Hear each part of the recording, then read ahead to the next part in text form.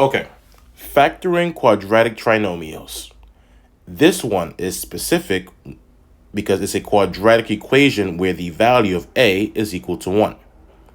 Now, a quadratic trinomial is in the form of ax squared plus bx plus c is equal to 0.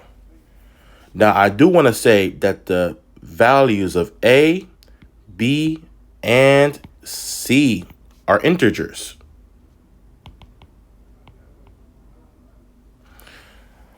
Integers are negative and positive whole numbers that, oh yeah, that's really it. It's negative and positive whole numbers that include 0 as well.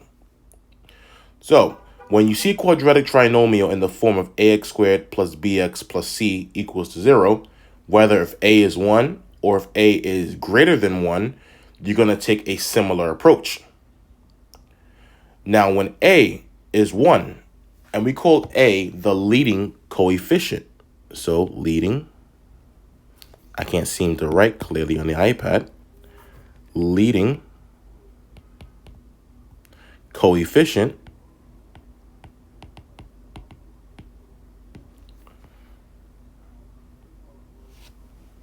The equation is in the form of x squared plus bx plus c is equal to 0. Because if a is 1, you just plug 1 into a, so that's 1 times x squared, which is just x squared. Now, to find the solutions of a quadratic equation when a is equal to 1, you want to satisfy the following steps. Step 1, make sure the quadratic equation is set equal to 0.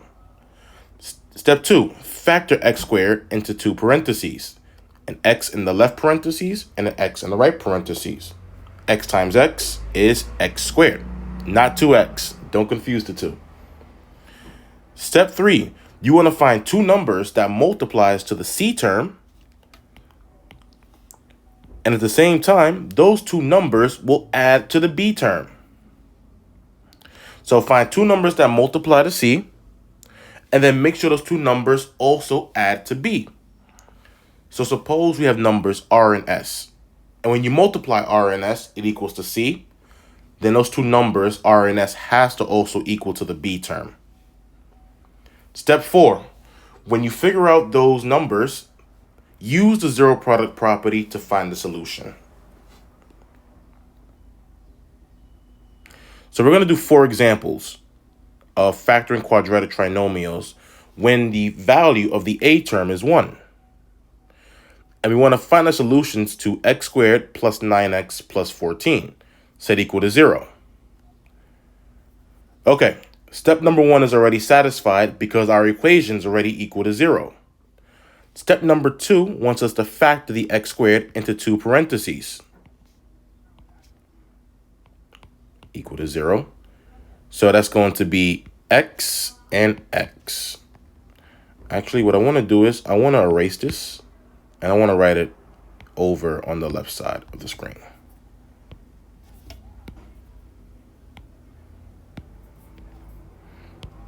X and x. And keep it equal to 0 as well. Now, we want to find two numbers that multiply to 14. And when we add those two numbers, they add to 9. So we're going to move over here to the side. So multiply to 14. And those two numbers have to add to 9. The two numbers that we have to multiply to 14 are the following pairs. 1 times 14 is 14. 2 times 7 is also 14. If we add 1 and 14, that gives us 15. And then if we add 2 and 7, that gives us 9. Wait a minute, the middle term is 9. So the numbers that I'm going to be using to fill in my parentheses is positive 2 and positive 9. X plus 2, x plus 7. I know I said positive 9. It was a mistake. So now we can use the zero product property by setting both pieces equal to 0 and solving for x. We'll do it in green. X plus 2 equals to 0. And then if you subtract 2 from both sides, the 2's cancel out. We have x equals to 2. Hooray. Then take the other factor, which is x plus 7. Why my pencil's not working, I don't know. So we have x plus 7. Let's erase this here. My pen has charged again. Equal to 0. Subtract both sides by 7.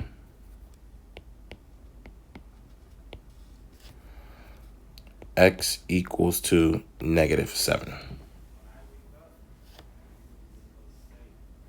And those are our two solutions. And it's supposed to be -2, because 0 minus 2 is -2. So in order, our solutions are going to be -2, -7.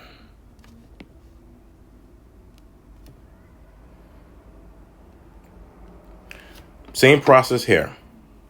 But now the difference is we have x squared minus 8x plus 20 equals to 5. X is not by itself in this situation. So in order to get x by itself, the equation is not equal to 0.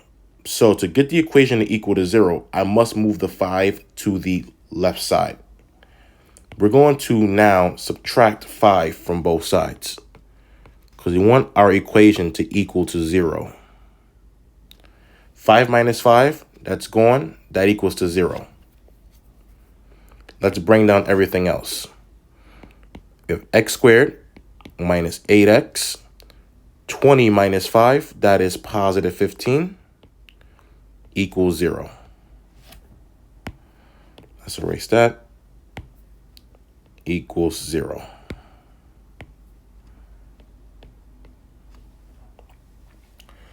Now we can factor. We can find two numbers that multiplies to 15, and those same numbers have to add to -8. Let's go on the side and let's find the multiples of 15. Multiply to 15, and you have to add to -8. Multiply to 15, we have 1 and 15. We have 3 and 5. Now we know that 1 plus 15 is 16, and 3 plus 5 is 8. But the issue is, this is a -8. This is a positive 8. So to fix that, what we can do is just make both numbers negative. Make both numbers negative. X minus 3, x minus 5. -3 times -5 is positive 15. Negative times a negative is a positive. And at the same time, -3 plus -5 is -8. Now we can find our solutions to the quadratic equation. X minus 3 equals to 0. X minus 5 equals to 0. We can then continue by adding 3 to both sides to get x by itself. X equals to positive 3. And over here, if you add 5 to both sides, x equals to positive 5. So our solutions for this quadratic equation is 3 and 5.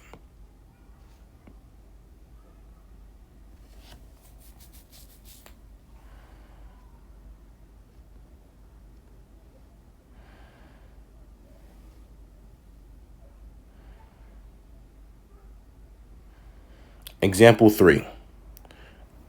x squared plus 3x minus 54 is equal to 0. Step 1 is satisfied because it's equal to 0. Step number 2, we have to factor. Factor your x squared to x times x. So now you want to find two numbers that multiplies to negative 54. And they're going to add to positive 3. Negative 54. So you're taking the sign as well. Now remember, when you're multiplying to get a negative number, one number has to be negative, one number has to be positive. So with that said, one of these terms are negative, one of these terms are positive, because a negative times a positive is a negative. Now numbers that multiply to 54, we have 9 and 6. We have 1 and 54. We have 18 and 3. Now, how do you know which one is negative and which one is positive? Look at the sign of the middle number. The middle term is positive. Because the middle term is positive, that means the bigger number has to be positive. Bigger number will be positive. So in this case, the bigger number of each pair will be positive. The bigger number here is positive. The bigger number here is positive. The bigger number here is positive. Which means the smaller number has to be negative.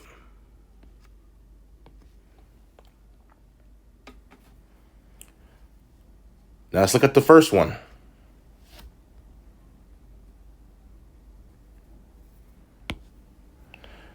Positive 9 plus negative 6 equals to positive 3. This pair works right here because we have our negative 3 when we add. And we know that positive 9 times negative 6 is negative 54. So that checks out for us. So we know it's going to be x plus 9, x plus 9, x minus 6 equals to 0. The order doesn't matter. Then to get x by itself, use the zero product property. X minus 6 equals to 0. X plus 9 equals to 0. To get x by itself for the first one, you want to add 6 to both sides. X equals to 6. And to get x by itself for the second one, subtract 9 from both sides. X equals to negative 9. And those are my solutions in this case. Negative 9, positive 6.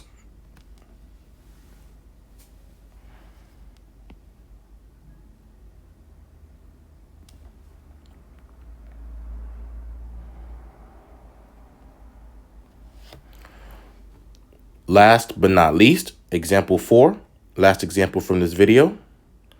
And you want to find the solutions to the equation x squared minus 8x minus 26 equals to negative 6. First thing is first, we have to have the equation equal to 0. So that means we're going to have to add 6 to both sides to have the equation equal to 0. Negative 6 plus 6 is 0. On the other side of the equation, we now have x squared minus 8x minus 20 equals to 0.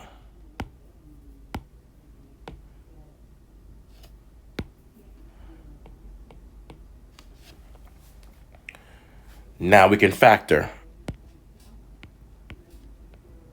Equal to 0. And x here, and then x here. So we have to find two numbers that multiplies to negative 20. And when we combine them, we get negative 8. So multiply to negative 20. And remember, because it's negative, one number has to be positive, one number has to be negative. Then pick your numbers to multiply to negative 20. We have 4 and 5, 10 and 2, and 1 and 20. How do you know which one is negative, though?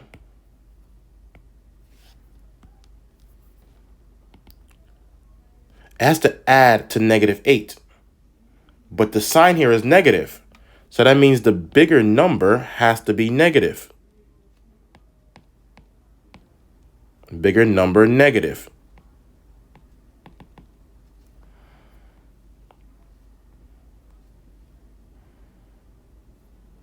The bigger number out of all of these factors will be negative. Negative 5, negative 10, negative 20. And now you add. You add to see which ones give you the negative 8. Let's look at the first one. That's 4 plus negative 5. That's negative 1. That is not negative 8. Try the next one. Negative 10 plus 2. That is negative 8. That's our winning combination. So that's going to be x minus 10, x plus 2 equals to 0. And now I'm going to just skip a small step. I'm going to now jump to the solution set and write the solutions as negative 2 and positive 10. And hopefully you understand why I can write it that way. I just used the zero product property in my head to get the answers there. You can do it on the paper if you feel comfortable doing it on the paper. All right, guys. That is it to factoring quadratic trinomials when a is equal to 1. And now I want you to try to do questions 5, 6, 7, and 8 on your worksheet / your homework. And this PowerPoint will be available for your guys' reference. I'll catch you in the next one. Take care.